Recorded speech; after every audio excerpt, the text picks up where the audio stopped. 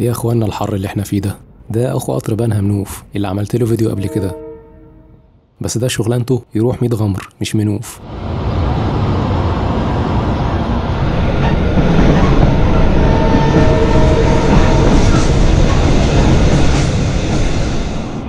اول محطة بعد بنها وروره.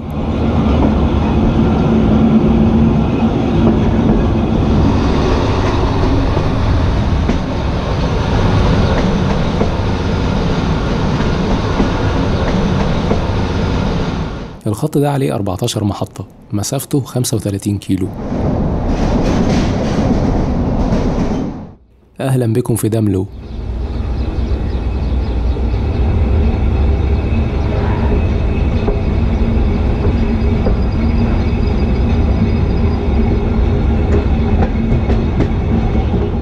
سعر التذكرة من بنها ل100 غمر ب8 جنيه، لكن لو هتيجي من 100 غمر لبنها هتبقى ب5 جنيه. مش فاهم صراحة، هي بنها تابعة للاتحاد الأوروبي؟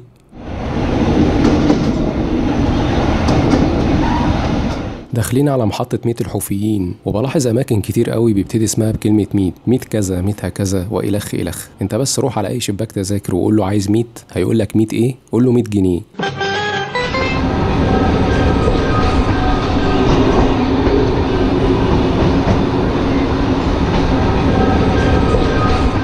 القطارات اللي بتروح 100 غمر كلها درجة تالتة، مفيش مكيف، و100 غمر بيروحها قطارات من بنها والزقازيق وطنطا، وقطر وحيد من شبرا الخيمة بيطلع الساعة 5 العصر حسب ما أعرف. ودي محطة 100 بره. أغلب محطات الخط ده اتطورت من فترة قريبة بعد أما وصلت لمرحلة سيئة من التهالك. فهتلاحظوا في الفيديو إن في بعض المحطات رصيفها لسه تراب ورمل، فلسه فيها شغل عقبال ما تخلص. حد يقول لي طب هتخلص إمتى؟ والله حسب المقاول بقى.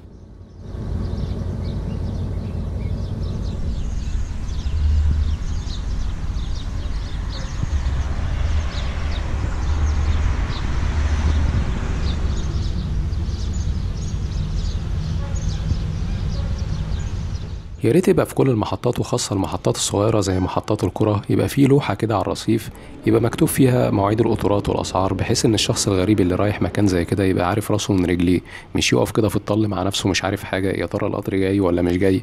في الأغلب لوحة المواعيد والمعلومات اللي محتاجها الراكب بتكون في المحطات الكبيرة الرئيسية، لكن في المحطات الصغيرة وخاصة القرى بتلاقي الرصيف وخلاص. أنا بقول لوحة ستاندرد كده تتحط في كل المحطات، مش بقول شاشة ديجيتال على الرصيف.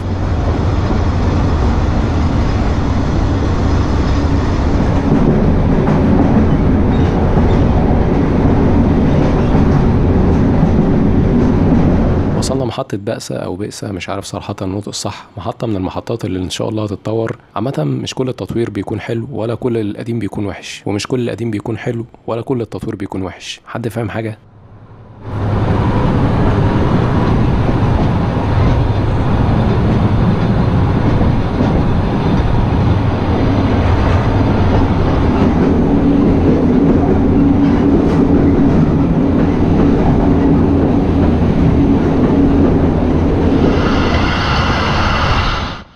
معديين على محطة شبرا بخوم، من المحطات اللي لسه في مرحلة النمو، إن شاء الله هتستوي قريب.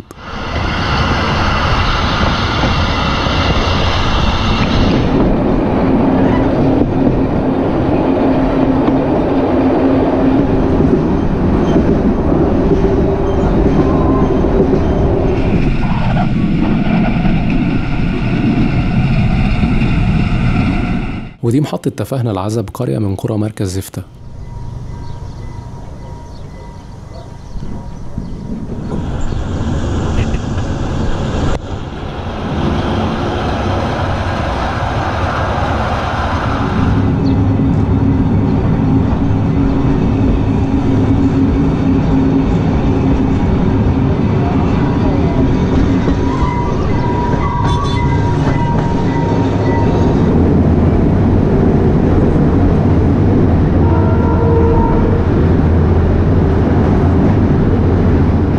ودي محطة ميت الحارون، من المحطات اللي لسه على قديمه، فيها شوية شجر حلو الصراحة. أتمنى لما يد التطوير توصل لها يا ريت الشجر ما يتشالش. وبالنسبة للأماكن اللي اسمها بيبتدي بكلمة ميت لما اتكلمت عنها في بداية الفيديو، كامل الاحترام طبعا لكل الأماكن دي وعلى راسي والله، عشان محدش فاهم إني بتريق عليهم ولا حاجة.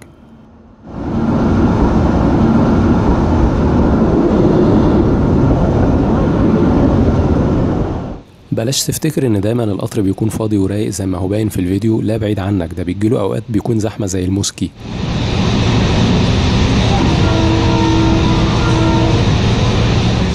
دخلنا بقى على محطات الباشوات. اول باشا سعد باشا زغلول، صاحب مقولة مفيش فايدة. على فكرة عم سعد لو رجعت دلوقتي هتلاقي الفايدة بقت 18 او 20%.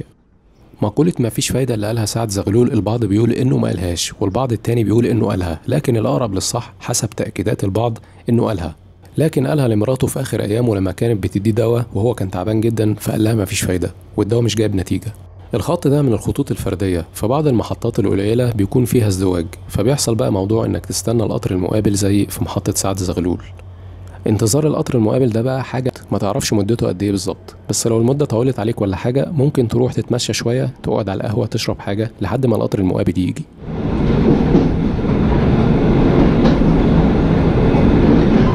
نخش بقى على محطة الباشا التاني، اسماعيل باشا صدقي. مسك رئيس وزراء مصر مرتين، الأولى في عهد الملك فؤاد والتانية في عهد الملك فاروق. أحب أنا الأفكار الغير التقليدية، عامل البيت من الفلنكات.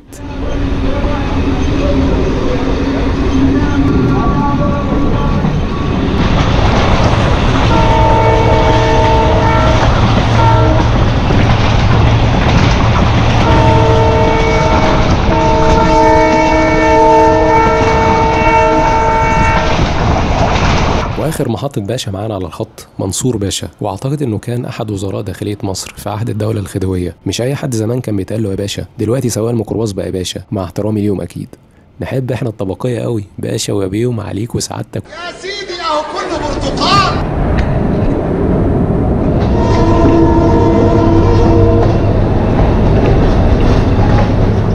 مرحبا بكم في زفتة. يقال والله أعلم إن سبب تسميتها بالاسم ده إن في قديم الزمان سكنها أحد العلماء اللي خلف ولد، فكان الناس بيقولوا عليه ذو الفتى، فمع الوقت اتحور الاسم وبقى زفتة. زي مثلا ما تبقى اسمك أستاذ أحمد ويتقال لك يزدحمة. في مثل شعبي سمعته زمان من فترة بيقول لك ما أسخن من زفتة إلا 100 غمر. بيستخدموا بعض الناس الكبيرة لو بيختاروا بين حاجتين وحشتين، وأسخن معناها أسوأ أو أوحش، والمثل بيدي انطباع سيء للأسف عن زفتة و100 غمر، رغم إن المثل حقيقته حاجة تانية خالص غير اللي الناس بتستخدمه. أصل المثل إن لما زفتة أعلنت استقلالها عن الاحتلال الإنجليزي لمصر في 1919 وسمت نفسها جمهورية زفتة، فالإنجليز قال لك مش علينا يا كباتن الكلام ده، فبعتوا قوات تأدب زفتة، فالقوات وهي داخلة من 100 غمر أهالي 100 غمر قاوموها وخلوها تتراجع. فالعساكر الإنجليز عبروا بالإنجليزي عن صعوبة اقتحامهم لزفتة عن طريق 100 غمر بمثلا او ماي جاد او شيت. فالمصري اللي كان مراقب العساكر الانجليز وهم قاعدين في الحانه قام مشير بص المثل ده على فيسبوك زمان. حد هيسال طب استقلال زفتة نجح في الاخر؟ لا ما نجحش، بس المثل هو اللي نجح.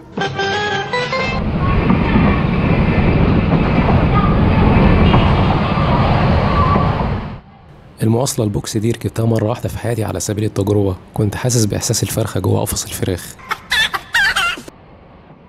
ده لو بوتين عارف ان العربيات دي لسه موجوده في 100 غمر، ده ممكن يقول لك 100 غمر دي تبع روسيا ويضم 100 غمر لاقليم الدونباس، وعشان تروح 100 غمر يبقى لازم تركب القطر الروسي.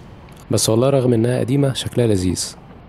من الشخصيات المهمه اللي جت من 100 غمر في العصر الحديث الشيخ محمد متولي الشعراوي رحمه الله عليه. ظلم النفس ان تحقق لها شهوة عاجلة لتورثها شقاء دائما. من 100 غمر برضو المستشار مرتضى منصور.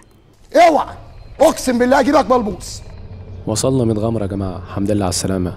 عامة الشيء الإيجابي اللي لاحظته على الخط ده إن بقى في نظرة دلوقتي الحمد لله للمحطات اللي هي القديمة المتهالكة إن يتعمل لها رصيفة كويسة.